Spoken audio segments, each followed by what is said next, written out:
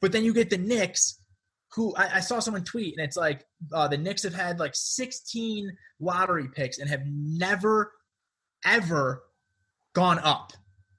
They've never had like the chance of getting the 5th pick and got the 3rd pick. They've always went down every single time. So we get RJ Barrett, who I don't like. I didn't like him in college. I thought he was completely overrated. Yeah. He's a skilled player, but he's just an ISO player. He doesn't pass the ball. He shot like 38% from the field. And this year we get the 8th pick instead of a top 5 pick. But the only thing I like about our team right now is Mitchell Robinson, man. I don't see and one good thing is Thibodeau will give him minutes.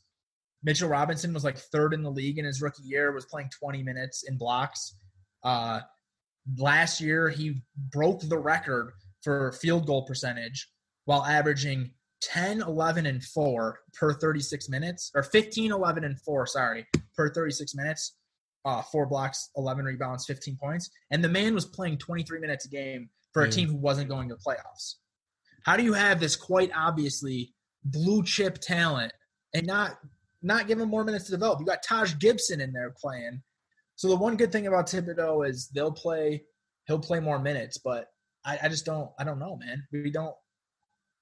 There's no direction, there's really nothing I love Robinson, but he's not someone to build around. I don't think we should build around Barrett. Luckily, the team has a ton of cap. We have a lot of draft picks. Thibodeau at least has been on teams that drafted pretty well.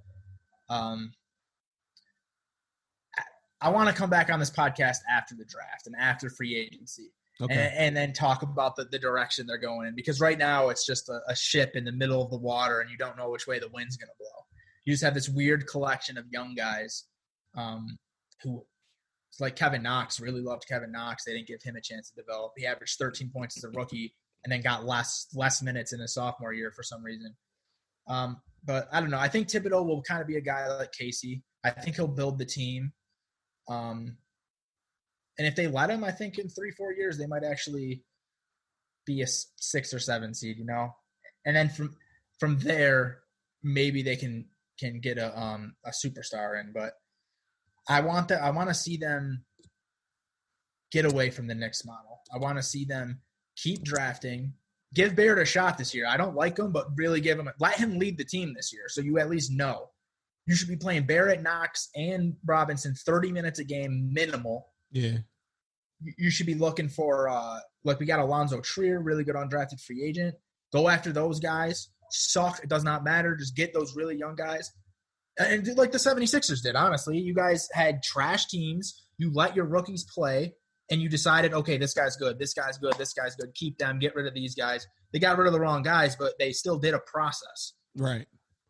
Let Robinson, Knox, and Barrett flow together, get some unsigned free agents, use these picks to get some role players in, decide who you want to keep on your team. But if the Knicks win 45 games in 4 years, I know that's a long time from now for other Knicks fans to hear, a superstar will look at that team and be like, they're not dysfunctional anymore.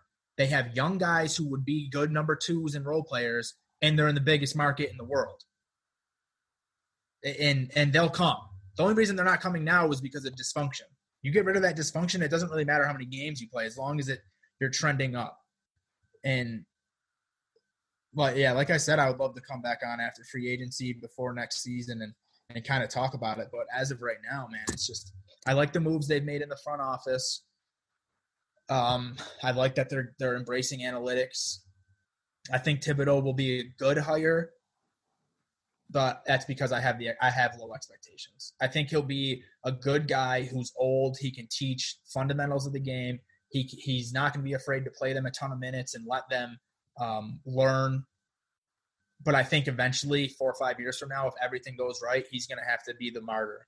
He's going to have to be the Dwayne Casey that gets fired so the nurse can come in and bring him up to a new level. But right now, man, it could go. We can be terrible for another 5 years, or we can be great in 5 years. It's just. You have the pieces.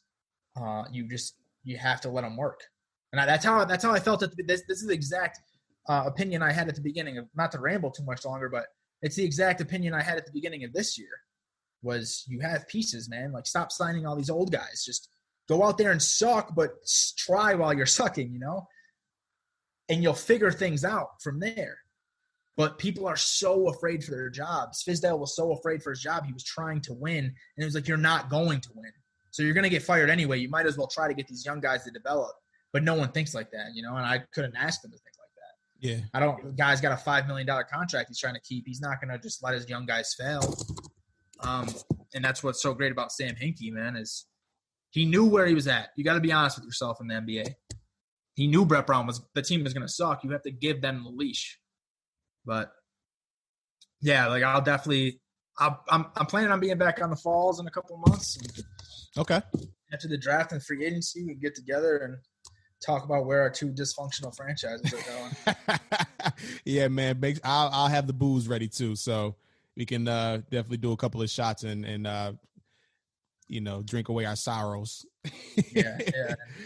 Yeah, man, I feel you on that one. So, hey, hopefully they can switch it around. Hopefully they can, bring some joy back to Knick fanhood and, kind of go from there. And that place is rocking, man. It's the best stadium. It's the best arena in sports, man. You want to see that place have some good reason to be excited now. Instead of just like LeBron coming. And Madison Square Garden is fucking gorgeous, man. That's a beautiful arena. Yeah, man. I've never been able to see a game, but I did. I walked right in it. Yeah. Let's talk a little bit of football, then we can go ahead and get out of here on this one. You're obviously a Buffalo Bills fan. How do you feel about this upcoming season for your Bills, and do you believe in Josh Allen? I do not believe in Josh Allen.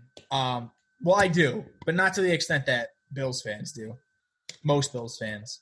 I think this is the most Bills season ever because we finally have a talented roster, and of course, fans can't go see it. It's just like, yeah, I know, right? That's like crazy. It's like the Bills can't have a good team. Actually, here, you guys can have a good team, but you can't watch it. No, I think.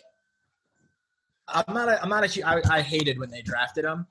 I really wanted Lamar. I wanted to trade back, get some picks, and go for Lamar because I'm thinking if you're going to go for the athletic quarterback who's not very accurate, you might as well go for the more athletic quarterback.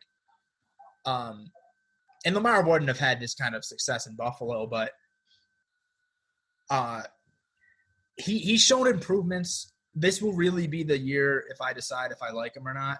I love him as like a play. Like I love him as a outside of the way he plays. Like he's a leader. All his teammates love him. He's willing to put his head down and run. So I love that stuff about him. But in the end, it's all about accuracy with quarterbacks.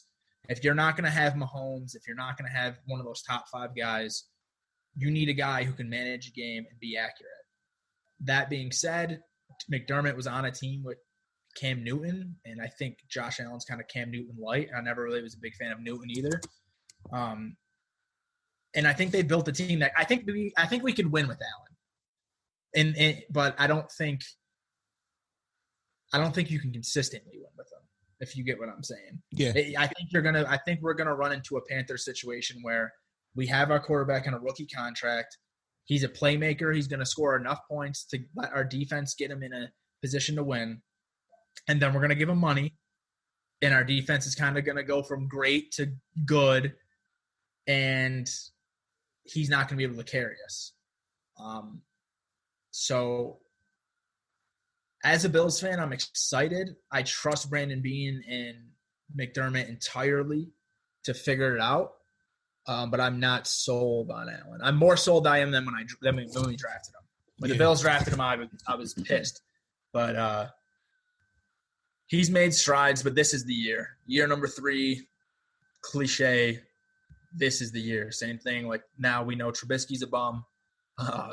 This is it. I mean, you either get some of that, and he's looked great in camp, but when he's been making crazy deep throws to Diggs.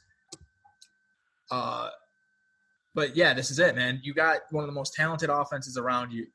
I'd say probably maybe not top 5, but maybe around 6, 7, 8 top talented offenses in the league. Top 5 defense. If you don't win 11, 12 games, it's entirely on you from that point. Mm-hmm. this is it. If Josh Allen's not good this year, throw him away. I don't care. I don't care if you go to a backup next year. Just get rid of him. Don't give him that fifth year.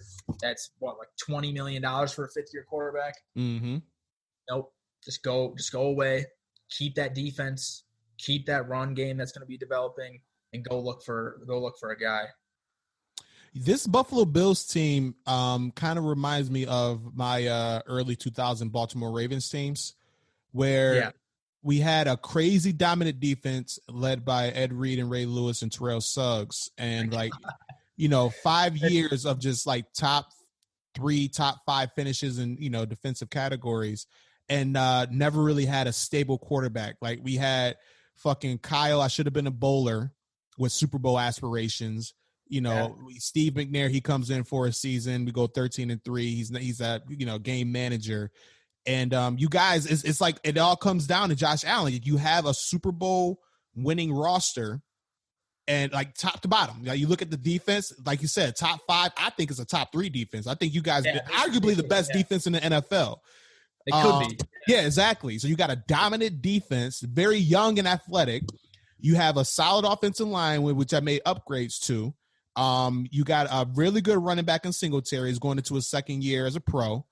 You go out, you trade a first-round pick for Stefon Diggs, and you give a legit number 1 receiving threat, along with very good complementary pieces in John Brown and Beasley, and Dawson Knox, who I think he's going to be a very solid tight end as he develops. It all comes down to Josh Allen. You got one of the best coaching staffs in the league, Sean McDermott. They built up his team very well.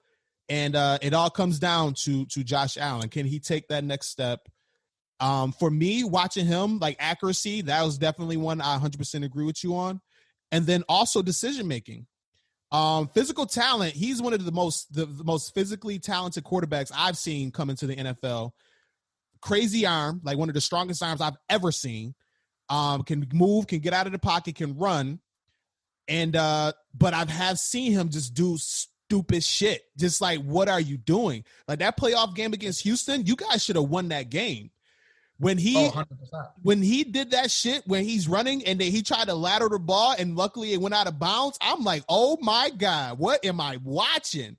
And there's two different spectrums with that. Where because he's trying to do everything that he can to try to win the game for his team, but at the same time, it's like that Westbrook effect where you may be costing your team by doing too much. So are you able to dial it back, make a better decision in crucial moments, and like you said, improve your accuracy, especially with that deep ball. Like I think it was a stat he never completed a deep pass last year over 25 yards or something like that in the air. Like I was like, wow, for like 20 or something like that. Yeah, that's nuts. So man, hopefully this is, like you said, year number 3, and then this is going to be the make or break a year. This is going to be the year where do Buffalo continue forward with this guy as a franchise leader, or do you go ahead and cut bait and try to bring in a veteran, trade up, and try to go get Trevor Lawrence or Fields? I doubt you guys would be in position to do that, but man.